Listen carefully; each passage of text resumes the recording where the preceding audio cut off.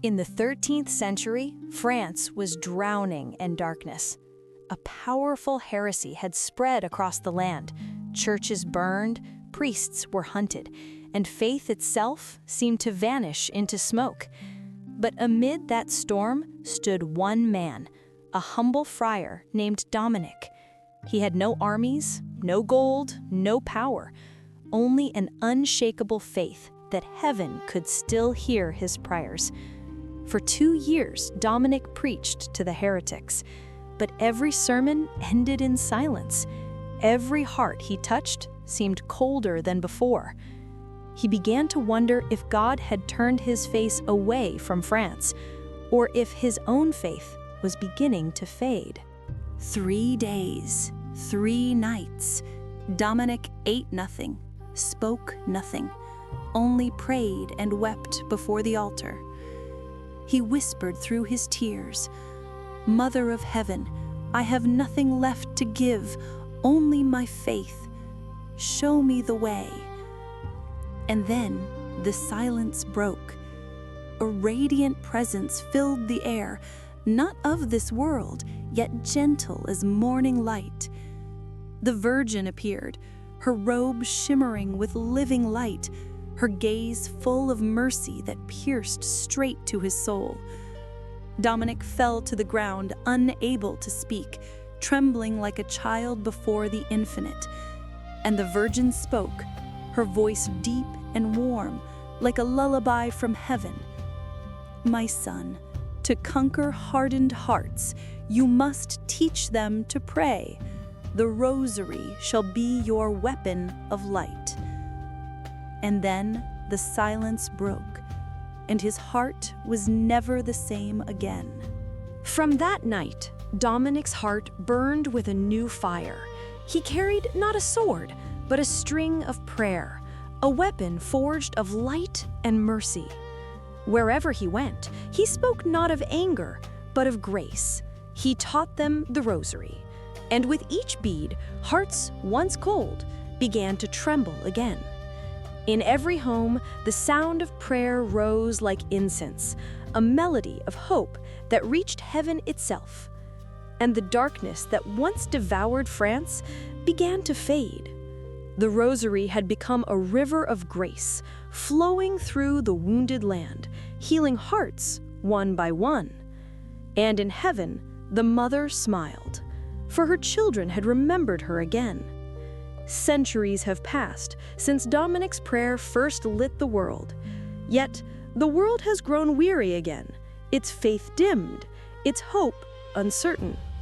And once more, the mother whispers, "My child, take up your beads again. Through prayer, I can heal this world." Each Hail Mary is a spark in the dark, a tear turned into light. And those who pray never truly stand alone. Because when you whisper the Rosary, heaven listens. And the same mother who once saved France still walks beside you today. In distant Italy, among sunlit hills, the Virgin chose another heart, not a great saint, but a little girl named Phanasia, who held nothing but a simple rosary, and within her heart, an entire sky of faith. Phanasia was born in a quiet Italian village, where the morning mist clung to the hills and the church bells echoed through the valleys. Her mother, a gentle and devout woman, taught her to love the Virgin Mary from her earliest days. Each evening, mother and daughter knelt beside a small oil lamp, their soft whispers counting every bead of the Rosary. In that flickering light, Phanasia often imagined the Virgin smiling at her, a tender, celestial smile that engraved itself in her heart, as if whispering, "Wherever you are, my child, I am near." But not long after, her mother passed away. The little house fell silent.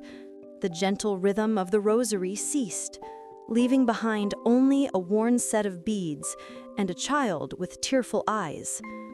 Her father remarried, and from that moment, Phanasia's life took a path paved with trials, tears, and in the end, a miracle. Since her mother's passing, Phanasia's home no longer echoed with song or warmth.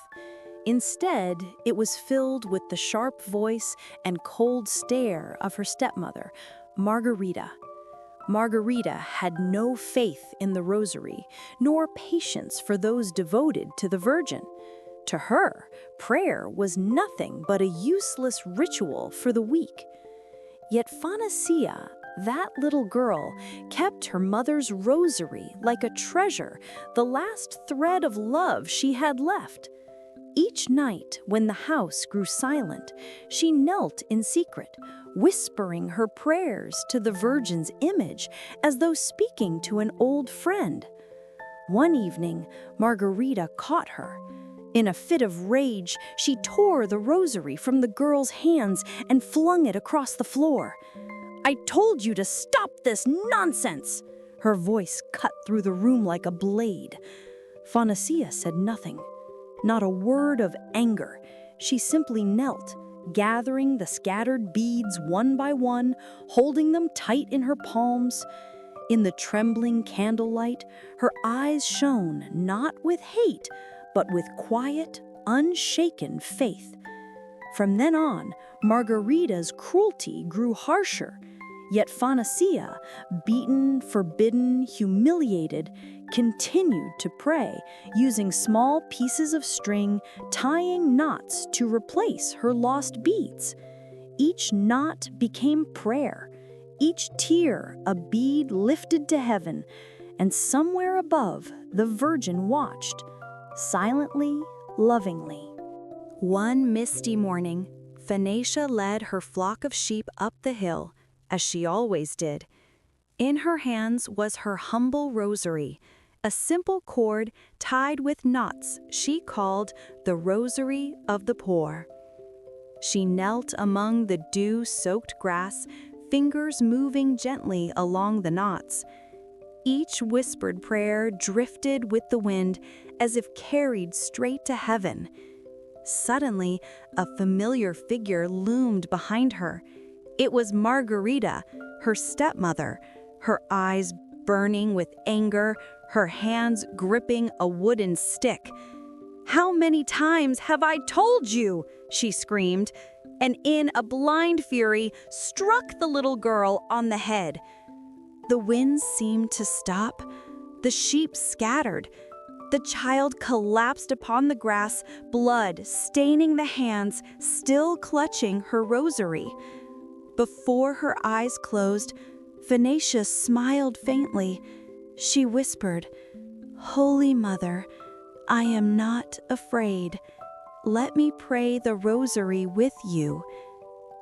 As her final breath faded, a soft, golden light enveloped the hill, warm and tender, like the mantle of the Virgin wrapping the child in eternal peace. The villagers later said that night a soft radiance glowed from the spot where Phanasia had fallen, and every evening when the church bells rang, white doves circled the hill, as if praying the rosary in her name. Years later, the Pope declared her a saint. Yet beyond any title, Phanasia remains the little rose of Mary, offered through tears, through pain, through faith that never died. Phanasia left this world at a tender age, yet her heart left an indelible mark. Each bead of the rosary, each whispered prayer on the hill now resonates as a prayer carried on beams of divine light.